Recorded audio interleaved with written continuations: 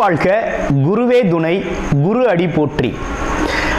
ஸ்ரீ பாலசுப்பிரமணியர் அருளால் ஆன்மீக அன்பர்கள், ஜோதிட அன்பர்கள், நேயர்கள் அனைவருக்கும் அன்பான வணக்கங்கள். நான் உங்கள் வாழ்க வளமுடன் ஜோதிடர் ஸ்ரீ குரு சுந்தர வடிவேல்.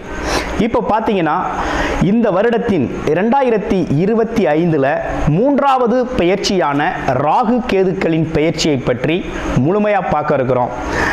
இவங்க பார்த்தீங்கன்னா வருகின்ற மே மாதம் 18ஆம் தேதி ஞாயிற்றுக்கிழமை பெயர்ச்சி ஆகுறாங்க. மீன ராசியிலிருந்து கும்ப ராசிக்கு ராகு பகவானும், அதே நேரத்தில் கன்னி ராசியில் இருக்கக்கூடிய கேது பகவான் சிம்ம ராசிக்கும் பெயர்ச்சி ஆகுறாங்க. இவங்க எப்போதுமே பார்த்தீங்கன்னா ரிவர்ஸ் டைரக்ஷனில் தான் இவங்க பெயர்ச்சி பலன் அப்படிங்கிறது இருக்கும். ராகு கேதுக்கள் சாயா கிரகங்கள் அப்படின்னு சொல்லக்கூடிய இவங்களோட பலன்கள்லாம் எப்படி இருக்கும் அப்படின்னு பார்க்கையில், அதுக்கு முன்னால் ராகு கேதுக்கள் எப்படிப்பட்டவர்கள் அப்படிங்கிறதையும் சின்னதாக நம்ம தெரிஞ்சுக்கலாம். ராகு அப்படிங்கிறவர் பார்த்தீங்கன்னா உலக போகங்களை அனைத்தையும் கொடுத்து பிற்பகுதியில் அதற்கான அனைத்து விதமான வாய்ப்புகளையும் கொடுப்பார். ராகு உலக போகங்களில் அனைத்து விதமான வாய்ப்புகளையும் கொடுத்து பிற்பகுதியில் அதன் மூலமாக சின்ன சின்ன தவறுகளை செய்ய வச்சு சிறு தண்டனைகளையும் கொடுக்கறது மட்டும் இல்லாமல் கொடுக்கிறவர் தான் ராகு. கேது அப்படிங்கிறவர் பார்த்தீங்கன்னா ஆரம்பத்திலேயே பல்வேறு விதமான கஷ்டங்களையும் துன்பங்களையும் இன்னல்களையும் கொடுத்து தன்னோட பிறப்பின் நோக்கத்தை அறிய செய்து பிறகு அவங்களுக்கான வசதி வாய்ப்புகளை கொடுக்கிறவர் தான் கேது பகவான். இருவருமே ஒருத்தருக்கொருத்தர் பெரிய பலம் வாய்ந்தவர்களாக இருக்கிறாங்க. ஜோதிடத்தில் எல்லாரையும் விட மிகவும் பலம் வாய்ந்தவர் ராகு பகவான் இருக்கிறார். அதை விட ஒருபடி மிஞ்சி கேது பகவானும் இருக்கிறார். இப்போ இவங்களை தாண்டி மிகப்பெரிய விஷயங்களை இந்த ஜோதிடத்தில் செய்ய முடியாது. இந்த ராகு கேதுக்கள் அப்படிங்கிறது பார்த்தீங்கன்னா சந்திரன் சூரியனை நெருங்கி செல்லுது அப்படின்னா சந்திர கிரகணம், சூரிய கிரகணம் அப்படிங்கிறது ஏற்படக்கூடிய ஒரு அமைப்பு இருக்குது. அடுத்து ராகு கேதுக்களுக்கு இடையில் ஒருத்தரோட பிறப்பு ஜாதகத்தில் கிரகங்கள் அனைத்துமே அடைபட்டு போச்சு அப்படின்னா கால சர்ப்ப தோஷம் அப்படிங்கிற ஒரு பாதிப்பு ஏற்படும். இந்த காலகட்டத்தில் உங்கள் ஜாதகத்தில் எந்த கிரகம் உச்சம் ஆட்சி பெற்று வலிமையாக இருந்தாலும் அதோட பலன்களை முழுமையாக நம்ம அனுபவிக்க முடியாது அப்படிங்கிற ஒரு சூழ்நிலை இருக்குது.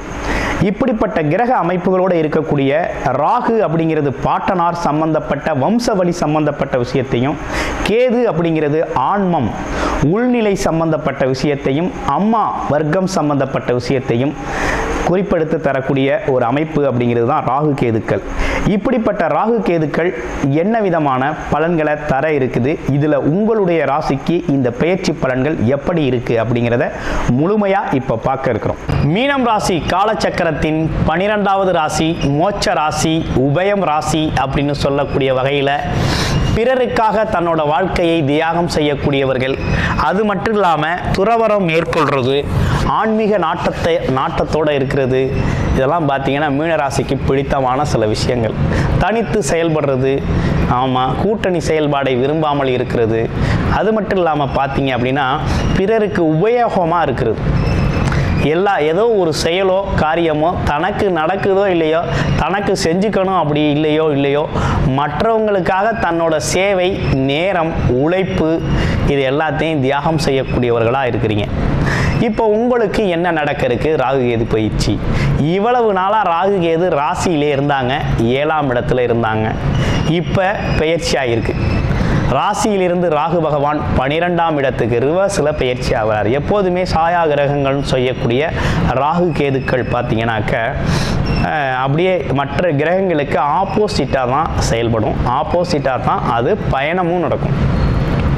அந்த மாதிரி பார்க்கையில் 12ஆம் இடத்துக்கு ராகு பகவான் வர்றார்.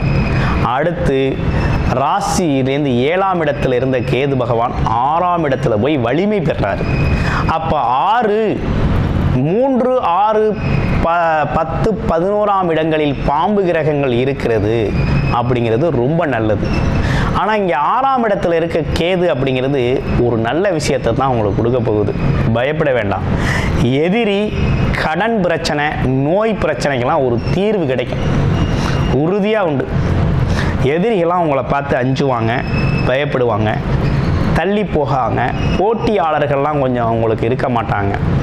அதே போல் வேலையில் தொந்தரவாக இருந்த சிக்கல்லாம் மாறும். கூட வேலை பார்த்தவங்களாம் கொஞ்சம் தொந்தரவுகள் குறையும். மேலதிகாரியோட நட்பு கிடைக்கும். அவர் எதிரியாக பார்த்தவர் இப்போ அவர் நட்பாக பார்க்கக்கூடிய ஒரு நல்ல நிலை ஏற்படும். அடுத்து உடல் ஆரோக்கியம்.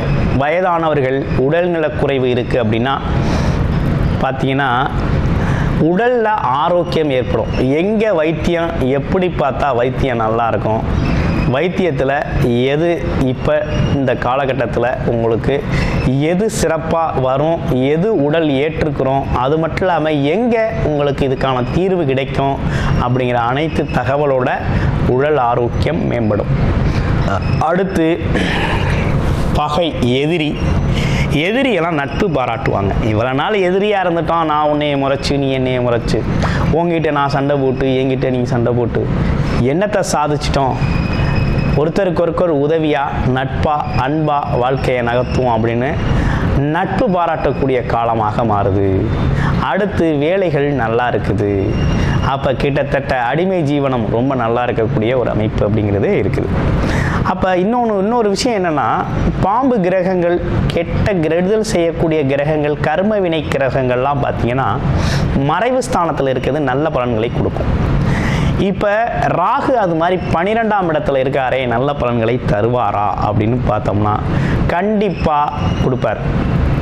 எப்படி கொடுப்பாரு அப்படின்னா, வெளிநாடு யோகத்தை கொடுப்பாரு, வெளியூர் பயணங்கள் சம்பந்தப்பட்ட யோகத்தை கொடுப்பாரு. அதே போல் விரயங்கள், பெரும் விரயங்கள் மூலமாக அசையும் மற்றும் அசையா சொத்துக்களை உருவாக்குவார். தூக்கம், நல்ல போஜன விரும்பியாக உங்களை வச்சுருப்பார், விரும்பியதெல்லாம் கிடைக்கும் அப்படிங்கிற மாதிரி இருக்கும்.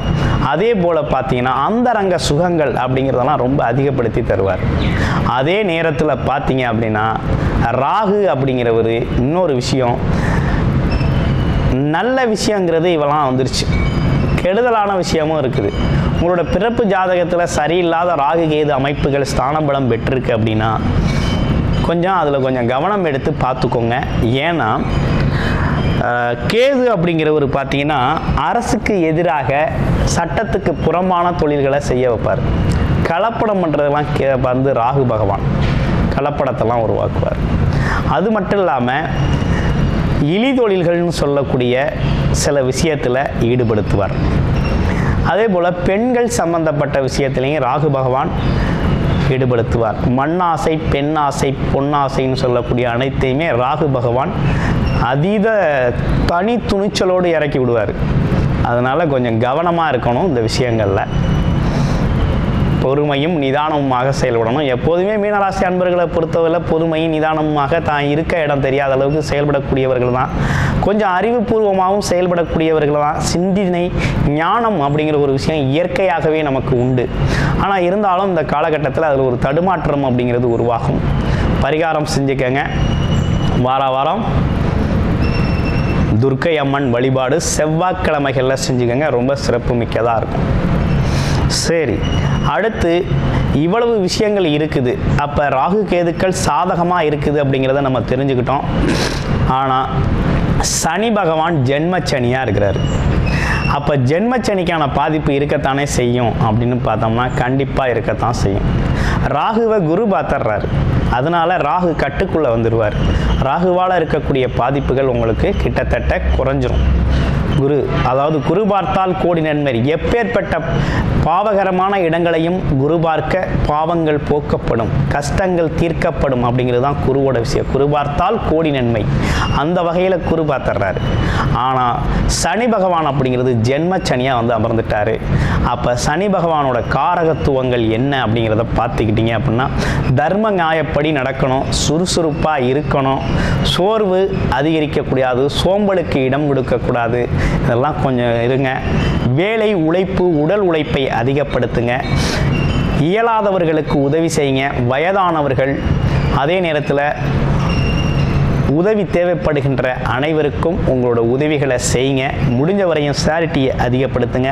வாழ்க்கை வளமாக அமையும். அப்படிங்கிறது தான் இந்த காலகட்டத்துக்கான விஷயமா இருக்குது. குரு உங்களுக்கு சாதகமான இடத்துல எங்கேயாவது இருக்காரா பார்க்குறாரா அப்படின்னா பாதகம் ஏற்படாமல் பார்த்துக்கிறார். 8ஆம் இடத்தை பார்க்குறாரு.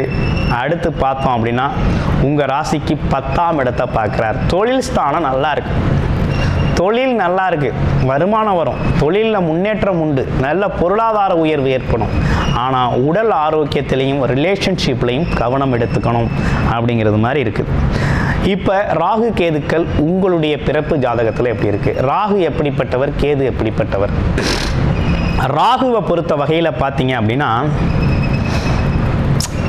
பாட்டனார் வழி, கேது அப்படிங்கிறது பாட்டியார் வழி, அம்மா சொந்தம், அது அப்பா சொந்தம். அப்படின்னா இந்த ராகு அப்படிங்கிறது குலதெய்வம் சம்பந்தப்பட்ட நம்ம குலம் சம்பந்தப்பட்ட விஷயத்தை குறிக்குது. அது இல்லாமல் முன்வினை பயன்கள் இருக்குது. பாட்டனார் பாட்டியார், அது மட்டும் இல்லாமல் முன்னோர்கள் செஞ்ச பாவங்கள், பாவ மூட்டைகள், கர்மா, நீங்கள் முற்பிறவியில் செஞ்ச கர்ம வினைகள், இவை அனைத்தும் பார்த்தீங்கன்னா ராகு அனுபவத்தை கொடுப்பார். பெரிய சுகத்தை கொடுத்து அதில் ஒரு பிரச்சனையை கொடுத்துட்டு போயிடுவார். கேது என்ன பண்ணுவார்? ஆரம்பத்திலே கெடுத்துருவார். மனசை சஞ்சலப்படுத்திடுவார், கஷ்டப்படுத்திடுவார், குறுக்கிடுவார். அதுக்கப்புறம் அதுக்கான இன்பத்தை தருவார். இந்த வாழ்வியலே வெறுத்து போகிற சூழ்நிலையில் இருக்கையில் வாய்ப்புகளை கொடுத்து புத்துயிர் கொடுத்து உங்களை உட்கார வைப்பார். அப்போ 2 பேருமே பார்த்தீங்கன்னா வேறு வேறு விதத்தில் செயல்படுவாங்க. கேது அப்படிங்கிறது உள்நிலையிலே செயல்படுவார். மனதோட உள்நிலை, ஆத்மம், ஞானம், அது மட்டும் இல்லாமல் இறைநிலை, உணர்வு அப்படிங்கிறது மாதிரி அது உள்நிலையில் கொண்டு வருவார். உள்ள உடம்போட உள்நிலை, மனநிலை விஷயத்தை குறிக்கும். ராகு அப்படிங்கிறது வெளிநிலை, வெளியில் இருக்கக்கூடிய சுகபோகங்கள், உணவு, உடை, அலங்காரம், ஆடம்பரம், அது மட்டும் இல்லாமல் கௌரவம், பதவி, இந்த மாதிரி சுகபோகங்களை அனுபவிக்க செய்கிறவர் ராகு. அப்போ இவங்க 2 பேருமே எதிரெதிர் திசையில் பயணம் செய்வாங்க. எதிரெதிரான விஷயத்துக்கு ஈடுபடுத்தக்கூடியவர்களாக இவங்க இருக்கிறாங்க. அப்போ இந்த காலகட்டத்தில் நீங்கள் கூடுமான வரையும் உங்களுடைய பிறப்பு ஜாதகத்தில் ராகு கேதுக்கள் ஸ்தான பலம் உங்களுக்கு சாதகமாக இருக்கா பாதகமாக இருக்கா அப்படிங்கிறத பார்த்துக்கணும். அதற்கான தசாபுத்திகள் அமைப்பு ஏதாவது நடக்குது அப்படின்னா பரிகாரங்களை எடுத்துக்கோங்க. அப்படி இல்லை அப்படின்னா சாதகமாக இருக்குது அப்படின்னா அதற்கான முயற்சிகள் எடுத்து வெற்றி பெறுங்க. ஏன்னா ராகு கேதுக்கள் அப்படிங்கிறது ரொம்ப சாதகமான இடத்துல அமர்ந்து நமக்கு நல்ல பலன்களை கொடுக்கணும்னு முடிவு பண்ணிட்டா மகாராஜாக்கள் போல அள்ளி கொடுக்கக்கூடியவர்கள். உங்களை இருக்கிற இடத்துலேருந்து மிகப்பெரிய உச்சம் தொடர்றதுக்கு உயரமான இடத்துல உட்கார வச்சுட்டு போயிடுவாங்க ராகு கேதுக்கள். ராகு கேதுக்கள் இந்த ஜோதிடத்தில் மிகவும் வலிமை வாய்ந்தவர்களாக இருக்கிறாங்க. அப்போ இவங்களோட ஆக்குபேஷன், அதாவது இவங்களோட இந்த ஜோதிடத்தில் முக்கிய பங்கு வகிக்கக்கூடிய வகையில் தான் ராகு கேதுக்கள் செயல்படுறாங்க. ராகு கேதுக்களோட பயிற்சி அப்படிங்கிறது மிகவும் முக்கியத்துவம் வாய்ந்த பயிற்சியாக இருக்குது. உங்களோட உடல் ஆரோக்கியத்தில் கவனம் எடுத்துக்கங்க. ராகு கேதுக்களோட பரிகாரங்களை முழுமையாக ஃபாலோ பண்ணிக்கங்க. வாழ்க்கை வளமாகும். நன்றி, வணக்கம், வாழ்த்துக்கள்.